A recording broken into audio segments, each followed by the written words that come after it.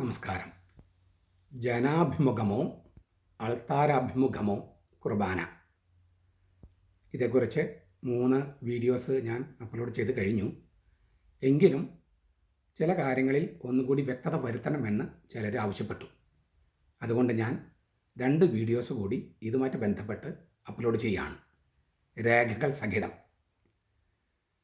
ഞാൻ പറഞ്ഞ ഒരു കാര്യം അത്ര അങ്ങോട്ട് ബോധ്യപ്പെട്ടില്ല എന്നാണ് എനിക്ക് മനസ്സിലായത്. അതായത് വത്തിക്കാൻ സുഗനോദോസ്, 2-ാം വത്തിക്കാൻ സുഗനോദോസ് ജനാഭിമുഖത്തെക്കുറിച്ച് യാതൊന്നും ചർച്ച ചെയ്തില്ലെങ്കിലും അത് വളരെ പോപ്പുലർ ആവുകയും ലോകം മുഴുവൻ അത് പരക്കുകയും ചെയ്തു. എന്തുകൊണ്ട് സംഭവിച്ചെന്നതിനെക്കുറിച്ച് ഞാൻ വ്യാഖ്യാനങ്ങൾ നൽകിയിരുന്നു. അത് മുഴുവൻ അങ്ങാണ്ട് കൺവിൻസിംഗ് ആയിട്ട് ആളുകൾക്ക് തോന്നിയിട്ടില്ല. അങ്ങനെ സഭ പറയാത്തൊരു കാര്യം എങ്ങനെയാണ് എല്ലാ പള്ളികളിലും എല്ലാ സഭകളിലും സംഭവിച്ചതെന്നാണ് ചോദ്യം. അതിന് ഒരു മറുപടി ബെനഡിക്റ്റ് മാർപ്പാപ്പയാകുന്നതിന് മുമ്പ് അദ്ദേഹം എഴുതിയൊരു പുസ്തകമാണ് the spirit of the liturgy. അതിൽ 3-ാമത്തെ അധ്യായത്തിൽ അദ്ദേഹം അത് ചർച്ച ചെയ്യുന്നുണ്ട്. ഞാനത് ആ അധ്യായത്തിലെ ഈ സ്പിരിറ്റ് ഓഫ് ദ ലിറ്റർജി എന്ന പുസ്തകത്തിൽ ഒരധ്യായമാണ് ഈ വക കാര്യങ്ങൾക്ക് വേണ്ടി അദ്ദേഹം മാറ്റി വെച്ചിരിക്കുന്നത്. ആ സ്പിരിറ്റ് ഓഫ് ദ ലിറ്റർജി മലയാളത്തിൽ അവൈലബിൾ ആണ്. ഞാൻ എല്ലാവരോടും പറയുന്നത് അതൊരു 2, 3, 4, 5, 6 പ്രാവശ്യം വായിക്കണം. പ്രോട്ടസ്റ്റൻ്റ് സഭയിൽ അംഗങ്ങൾ പോലും വായിച്ച് ബെനഡിക്റ്റ് പാപ്പാവയ്ക്ക് പല കത്തുകളും എഴുതിയിട്ടുള്ള ഒരു പുസ്തകമാണത്. വളരെ വിശേഷപ്പെട്ട പുസ്തകമാണത്. അതുകൊണ്ട് അത് എല്ലാ ആളുകളും വായിക്കണമെന്നാണ് എൻ്റെ അഭിപ്രായം. അതിൽ 3-ാമത്തെ അധ്യായത്തിലെ ഒരു ഈ ജനങ്ങളിലേക്ക് തിരിഞ്ഞ് ചൊല്ലുന്നത് ഇത്ര പെട്ടെന്ന് പോപ്പുലറാകാൻ, ഈ ലോകം മുഴുവൻ അത് പരക്കാനുണ്ടായ കാരണമെന്ത്, അത് അദ്ദേഹം വിശദീകരിക്കുന്നത് ഞാൻ വായിച്ച് ഒന്ന് വ്യാഖ്യാനിക്കാം. But what about the altar? In what direction should we pray during the Eucharistic liturgy? ബലിപീഠത്തെക്കുറിച്ച് എന്താണ് പറയേണ്ടത്? നമ്മൾ ഏത് ദിശയിലേക്ക് തിരിഞ്ഞാണ് വിശുദ്ധ കുർബാന, ദിവ്യബലി അർപ്പിക്കേണ്ടത്? In Byzantine church buildings, the structure just described was essentially retained. മാർപ്പാപ്പ മുകളിൽ പറഞ്ഞ ആ പള്ളിയുടെ ഘടന അതെങ്ങനെ ആയിരിക്കണം, ആദർശപൂർണമായിട്ടുള്ള ഘടന എങ്ങനെ ആയിരിക്കണം എന്ന് വിശദീകരിക്കുന്നുണ്ട്. അത് ബൈസന്റൈൻ ചർച്ചിൽ, പൗരസ്ത്യ സഭകളിൽ അത് കാര്യമായ വ്യത്യാസങ്ങളില്ലാതെ തന്നെ അത് നിലനിർത്തി. But in Rome a somewhat different arrangement developed. റോമിൽ പക്ഷേ വേറൊരു തരത്തിലാണ് ഇത് വികാസം പ്രാപിച്ചത്. The bishop's chair was shifted to the centre of the apse എന്ന് പറയുന്നത് നമ്മൾ ഏറ്റവും കിഴക്കേ അറ്റത്ത്, പള്ളിയുടെ കിഴക്കേ അറ്റം എവിടേക്ക് നോക്കി നിൽക്കുന്നുവോ അവിടെ ഒരു ഡോം പോലെ പണിയുന്ന ഒരു രീതി ഉണ്ടായിരുന്നു. അതിനാണ് ഈ ആപ്സ് എന്നൊക്കെ പറയുന്നത്. ആ APSE, അതാണ് അതിൻ്റെ ഇംഗ്ലീഷ് ഉപയോഗിക്കുന്ന വാക്ക്. ഒരു പോളിഗോണൽ അല്ലെങ്കിൽ ഡോം ലൈക്ക് ബിൽഡിംഗ്, അതാണ് ആ സ്ഥലത്തിൻ്റെ പേര്. അപ്പോൾ അതിൻ്റെ സെൻറ്ററിലേക്ക് ഈ മെത്രാൻ്റെ കസാര അവിടേക്ക് മാറ്റി. So the altar was moved into the nave എന്ന് പറഞ്ഞാൽ ഹൈക്കല എന്ന സീറോ മലബാർ സഭയിലും സീറോ മലങ്കര സഭയിലൊക്കെ ഹൈക്കൽ എന്ന് പറയുന്ന വലിയ തളം, അവിടേക്ക് ആൾത്താര ഇങ്ങോട്ട് കുറേ ഇറക്കിയിട്ടു. This seems to have been the case in the Lateran basilica റോമിൽ and in saint Mary major well into the 9th century, 9-ാം നൂറ്റാണ്ട് മുതൽ, 9-ാം ശതാബ്ദം മുതൽ അങ്ങനെയാണ്.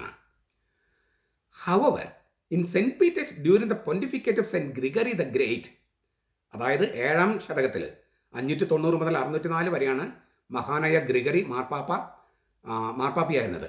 ആ കാലയളവിൽ, അതായത് 7-ാം നൂറ്റാണ്ടിൽ, the altar was moved nearer to the bishop's chair. മെത്രാൻ്റെ കസേരയുടെ അവിടേക്ക് ആൾത്താരം മാറ്റി. എന്തുകൊണ്ട്?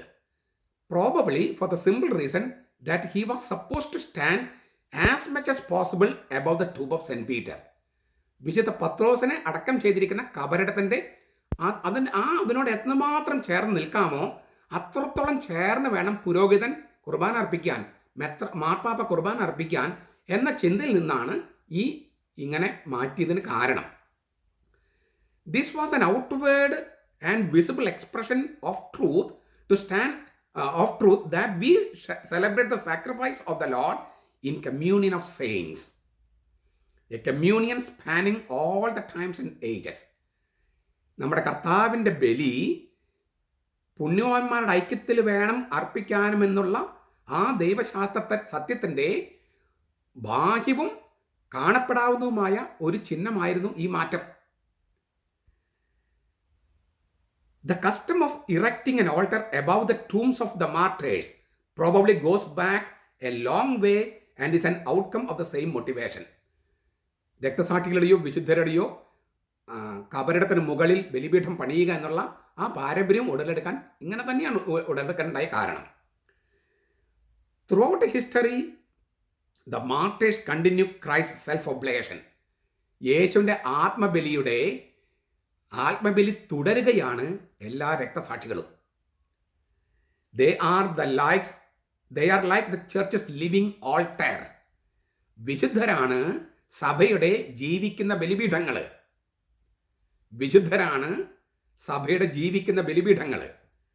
Made not of stones but of men. കല്ലുകൊണ്ടല്ല, മനുഷ്യരെ കൊണ്ടാണ് നിർമ്മിക്കപ്പെട്ടിരിക്കുന്നത്. Who have become members of the body of Christ and thus express a new kind of cult എന്ന് വെച്ചാൽ liturgy. Sacrifice is humanity becoming love with Christ. ബലി എന്ന് പറഞ്ഞാൽ മനുഷ്യവംശം ക്രിസ്തുവിനോടൊപ്പം സ്നേഹമായി തീരുന്നതാണ്. ബലി എന്ന് പറയുന്നത് ക്രിസ്തുവിനോടൊപ്പം സ്നേഹമായി തീരുന്നതാണ്. അതാണ് ഈ രക്തസാക്ഷികൾ ചെയ്തത്.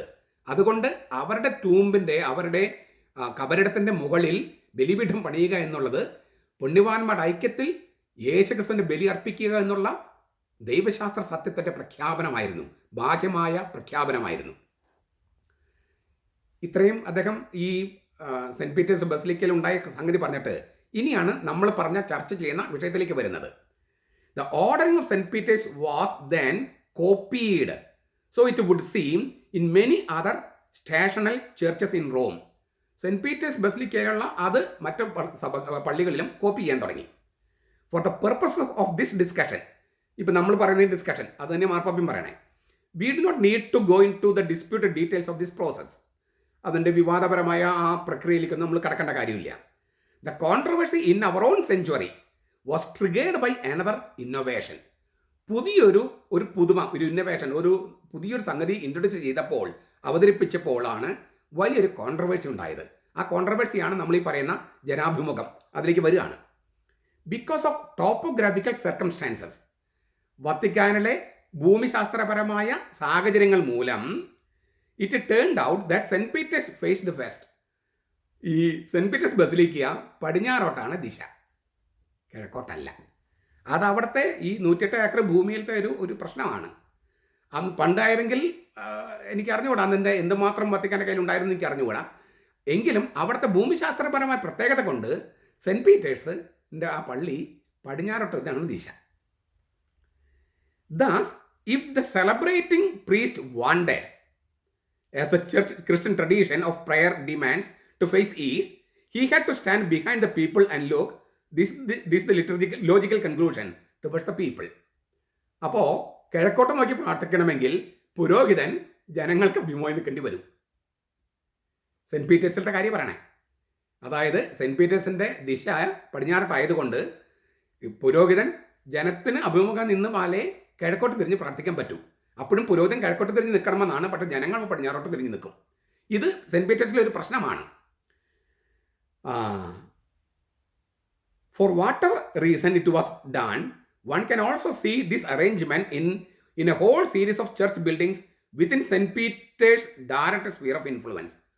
അങ്ങനെ സെൻറ്റ് പീറ്റേഴ്സിൻ്റെ നേരിട്ടുള്ള സ്വാധീനത്തിൽ വന്നിടത്തൊക്കെ ഇത് ആരംഭിക്കാൻ തുടങ്ങി. ഏത്? ജനത്തിന് അഭിമുഖമായി നിൽക്കാൻ തുടങ്ങി.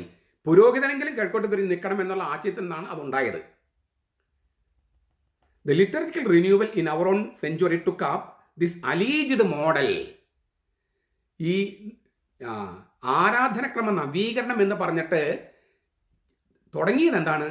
സെൻറ്റ് പീറ്റേഴ്സിലെ ഈ അന്നത്തെ ടോപ്പോഗ്രഫിക്കലായിട്ടുള്ള ഭൂമിശാസ്ത്രപരമായ പ്രത്യേകതകൾ കൊണ്ടുണ്ടായ അലീജ്ഡ് മോഡൽ എന്ന് പറയുക, ആരോപിക്കപ്പെട്ട മാതൃക, അത് മറ്റുള്ളൊരു പിഞ്ചെന്നു. സെൻറ്റ് പീറ്റേഴ്സിലെ ആരോപിക്കപ്പെട്ട മാതൃക മറ്റുള്ളൊരു പിഞ്ചെന്നു. അതാണ് ആരാധനാക്രമ നവീകരണമെന്ന് തെറ്റിദ്ധരിച്ചു.